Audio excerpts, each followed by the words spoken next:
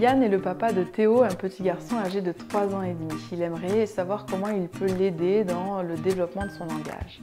À son âge, votre enfant est pleinement rentré dans le langage verbal. Il construit des phrases de plus en plus élaborées.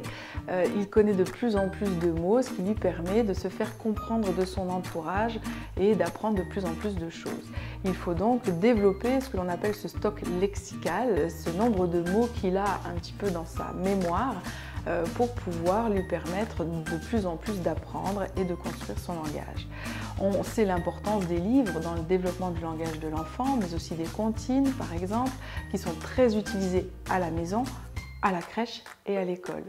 On parfois minimise un peu l'importance du langage au quotidien, poser des mots sur ce que l'on fait ou sur ce que l'on voit, sur les différents objets du quotidien, les cuillères, les chaises, les fourchettes, les tables, les verres, le canapé, le lavabo qui n'est pas la même chose que l'évier. Voilà, vraiment donner les bons mots aux enfants et lui expliquer parfois aussi les différences vont lui permettre d'enrichir ce stock lexical et du coup d'utiliser les mots à bon escient.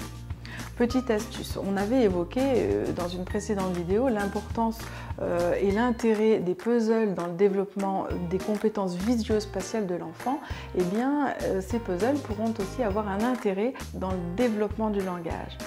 Quand vous allez observer les différents puzzles, alors adaptés aux âges plutôt simples quand il est tout petit et quand il a compris le principe, vous complexifiez le puzzle de façon parfois assez rapide et surprenante, vous allez pouvoir nommer les oreilles, où se trouve le bout de la queue, l'animal est au-dessus de la branche et progressivement poser de plus en plus de mots.